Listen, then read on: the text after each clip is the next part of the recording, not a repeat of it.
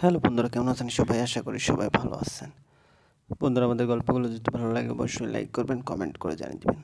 আমাদের আজকের গল্প অরোরা পর্ব 57, রাইটার সামিয়া খান।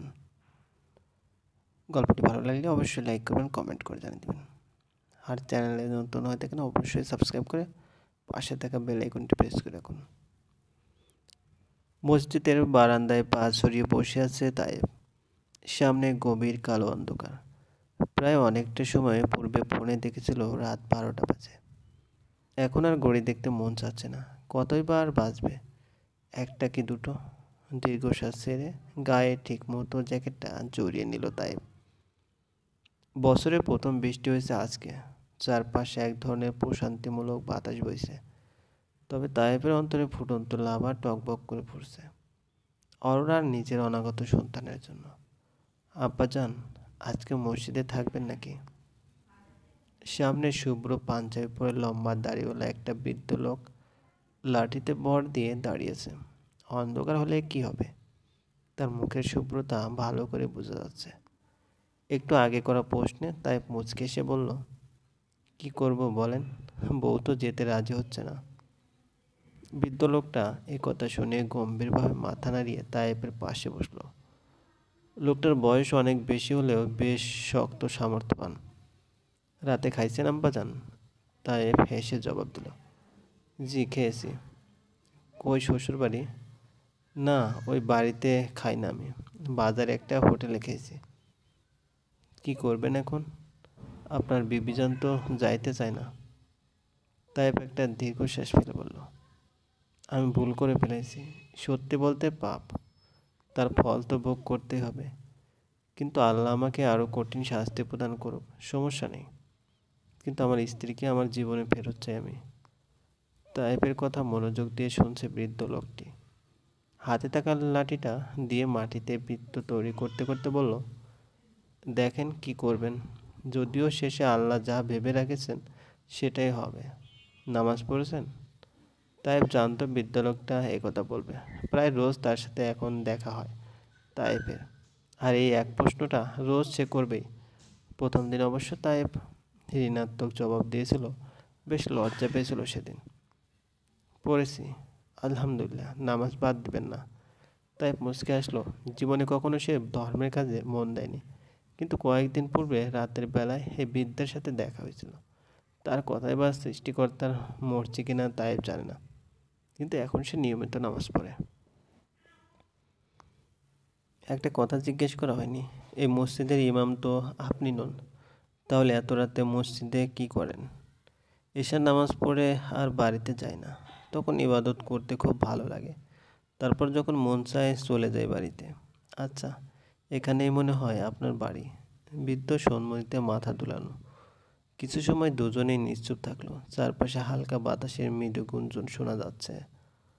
তাই বুঝতে পারলো তার পাশে বসে থাকা বৃদ্ধটা হয়তো ঘুমে ঢলে পড়ে যাচ্ছে। তবে আচমকা তার কণ্ঠস্বরে সেই ভুলটা ভাঙল। আব্বাজান, বসেই তো আছেন, আবার মসজিদেও আছে। যান তাহাজ্জুদ নামাজ পড়েন, শান্তি পাইবেন। তাই বেশ অপ্রস্তুত হয়ে গেল কথাটায়। আমি নিয়ম জানি না। বৃদ্ধটি শব্দ করে হেসে বলল, আমি শিখিয়ে দিচ্ছি। অজু করে আল্লাহর কাছে ফরিয়াদ করেন। আপনাকে দাদাজান বলতে পারি? পারেন। আপনার বয়সী আমার নাতিন আছে। জানেন দাদাজান, নামাজে যখন সিজদা দিই তখন আমার খুব কান্না পায়, বুক ফেটে কান্না আসে। বিগত সব পাপের জন্য অনুশোচনায় মরে যেতে ইচ্ছে হয়। মরবেন কেন? উল্টো কাঁদবেন। আপনি ভাগ্যবান, মাপ চাওয়ার সময় পাচ্ছেন। বেশি বেশি ওই মালিকের কাছে কাঁদেন। বৃদ্ধ লোকটি তায়েবকে নামাজের নিয়ম শিখিয়ে দিল। ছোটবেলায় তায়েবকে ইসলামিক সব কিছু শেখানো হয়েছিল, এজন্য চটজলদি সব আয়ত্তে করতে পারল সে। তাই আপাতত বৃদ্ধার কাছ থেকে বিদায় নিয়ে উঁচু করে নামাজে গিয়ে দাঁড়ালো। বৃদ্ধা আরও অনেকটা সময় বসে থেকে হাঁটা আরম্ভ করলো।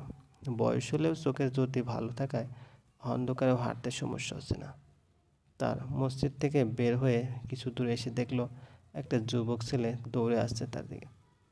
এটা যে তার নাতি সায়ন, সে ভালো মতো দেখে চিনতে পারলো। দৌড়ে হাঁপিয়ে গিয়েছে সায়ন। একটু শীত থাকায় আরও ক্লান্ত লাগছে। দাদাজান সরি, লেট হয়ে গেল। ঘুমিয়ে গিয়েছিলাম। জয়নব সাহেব নিজের নাতির আকর্ষণ ভাব দেখে মুচকি হেসে বলল, না এলেও সমস্যা ছিল না। তা হয় নাকি? আপনি একা যাবেন? তুমি না থাকলে তো একাই যাই। সায়ন ধাতস্থ হয়ে জবাব দিল, তাও ঠিক, চলেন যাওয়া যাক। জয়নব সাহেব হাঁটা আরম্ভ করলেন। তার পাশে সায়ন হেঁটে যাচ্ছে। হঠাৎ কিছু দূরে এসে থমকে দাঁড়ালো। জয়নব সাহেব পিছন ফিরে মসজিদটাকে দেখে কিছু একটা ভাবছে সে। তোমারে কিছু দেখাবো সায়ন। কি? আমার পিছন পিছন মসজিদের ভিতরে এসো। সায়ন কৌতূহল নিয়ে নিজের দাদার পিছনে না হলেও পাশাপাশি হেঁটে যাচ্ছে। মসজিদের বারান্দায় এসে থমকে দাঁড়ালো তারা।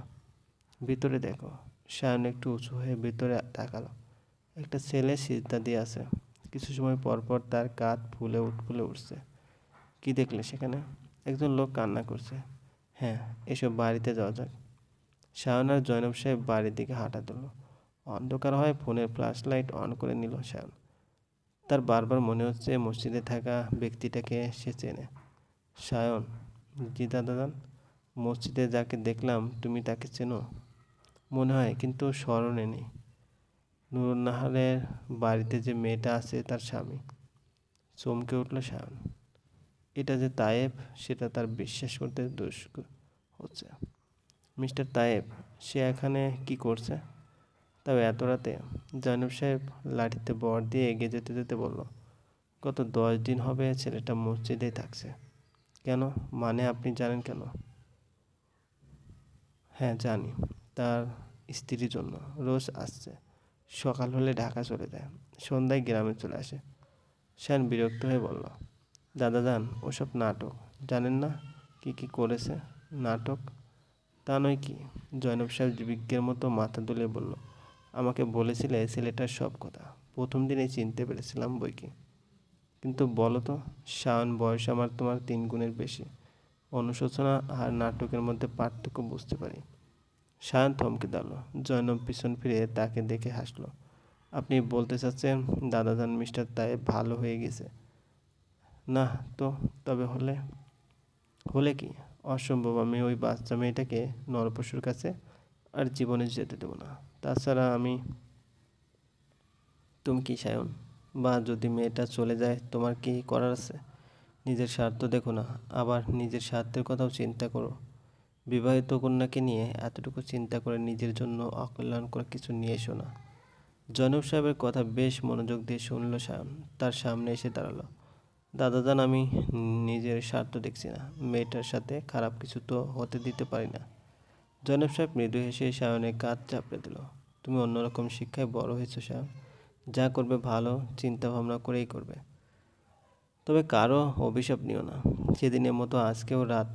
নিজের দাদাজানের কথাগুলো বেশ স্মরণ আছে সায়নের। সে বৃদ্ধ ব্যক্তিটাই ঠিক ছিল। অন্যের ভালো করতে গিয়ে ব্যাপকভাবে নিজের ক্ষতি করে ফেলেছে সায়ন। আর অন্যায়টা সেই অরোরা, যার মনে একটুও মায়া নেই সায়নের জন্য। স্বামীর সংসার মনে হয় সুখেই করছে এখন। থ্যাংক ইউ বিয়ারের জন্য। সায়ন কল্পনা জগতে হারিয়ে গিয়েছিল।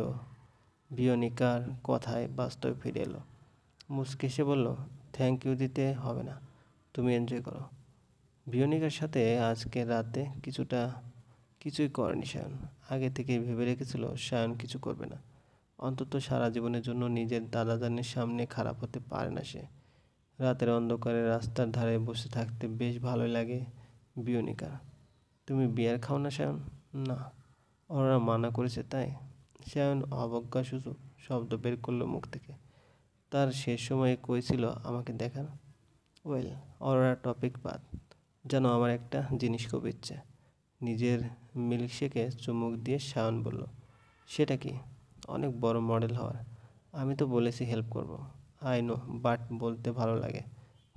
অনেকদিন পর কোনো খাবার পুরো খেলো সায়ন। ভেতরে বেশ শান্তি লাগছে। অরোরাকে দেখবে? বিয়নিকা মাথা নাড়ল। তবে সায়ন কি মনে করে যেন দেখালো। না, ফোনটা পকেটে রেখে দিল। হিন্দি গান শুনো বিয়নিকা? নো। একটা গাইলে শুনবে? বিয়নিকার মাথা দুলিয়ে সম্মতি দিল। শাওন গাওয়া শুরু করলো। मैं अगर कहो तुमसे हसीन कानत मैंने ही कही तारीफ यहाँ भी तो सच है कुछ भी नहीं तुमको पाया है तो जिससे खाया है वो বেশ ধীরে ধীরে গাইছে সে তার গলার মৃদু গুঞ্জন বাতাসে মিশে যাচ্ছে অরোরা আর আফসার রোজ একসাথে খাবার খাবে যদিও আফসারের বাড়িতে আরও অনেক মেয়ে রয়েছে যাদের সে আশ্রয় দান করেছে তার মধ্যে অরোরা অন্যতম দেখে আফসার নিজেই তাকে গাইড করে রোজ রাতে অরোরার খাবার অতি সাধারণ তবুও তা বেশ তৃপ্তি সহকারে খায় সে একটা জিনিস ভাবলাম অরোরা তুমি কোন পেশায় নিযুক্ত হবে ভবিষ্যৎ সেটাই জানা হলো না কিছু ভেবেছো এ ব্যাপারে মুখে থাকা খাবার গেলে অরোরা জবাব দিল আমি ডক্টর হতে চাই তার কারণ এমনি শুধু হতে মন চায় ওয়েল তার জন্য প্রচুর পড়াশোনা করতে হবে তোমার আমার তাতে আপত্তি নেই মৃদু হাসলো আফসার একটা জিনিস জানো মেয়ে কি তোমার মধ্যে স্প্রে বা স্ফুলিঙ্গ কম একটু না স্যার আমি কিন্তু তার ড্যামো দেখতে পারি খাওয়া বাদ দিয়ে আফসারের দিকে তাকালো ওরা ব্যক্তিটা সবসময় কত পরিপাটি হয়ে থাকে হুট করেই ওরা একটা মারাত্মক প্রশ্ন করে ফেললো তাকে স্যার আপনি বিয়ে করেছেন এইরকম প্রশ্নে ভ্যাবাচিকে খেয়ে গেল আফসার সামনে হেসে বলল বিয়ে করিনি তবে তোমাদের ঝর্ণা ম্যাডামের প্রেমে বহুদিন ধরে হাবুডুবু খাচ্ছি কিন্তু পাত্তাই দিল না এখন তো আবার তার জীবনের শেষ সময় চলছে অরার চোখে ঝর্ণার মুখটা ভেসে উঠল এই বাড়িতে আসার পর যে মানুষটাকে সে সব থেকে বেশি শান্ত দেখতে দেখেছে সে হচ্ছে ঝর্ণা কিন্তু তার ক্যান্সার রয়েছে এবং তার লাস্ট স্টেজে হঠাৎ মনটা খারাপ হয়ে গেল অরোরা অরোরা জলদি খাওয়া শেষ করো তোমার পড়া আছে খাচ্ছি স্যার খাওয়া প্রায় শেষের দিকে তখন আফসার অনেক শান্ত কণ্ঠে বলল তোমার প্রাক্তন স্বামী মানে তায়েব কিন্তু টানা 10 দিন ধরে শিকাগোর এক হসপিটালে আইসিইউতে রয়েছে বাঁচবে কি না তার কোনো গ্যারান্টি নেই চলবে গল্পটি ভালো লাগলে অবশ্যই লাইক করবেন আর কমেন্ট করে জানিয়ে দেবেন আর চ্যানেলে যদি নতুন হয়ে থাকেন অবশ্যই সাবস্ক্রাইব করে পাশে থাকা বেল আইকনটি প্রেস করে রাখুন যাতে নতুন নতুন ভিডিও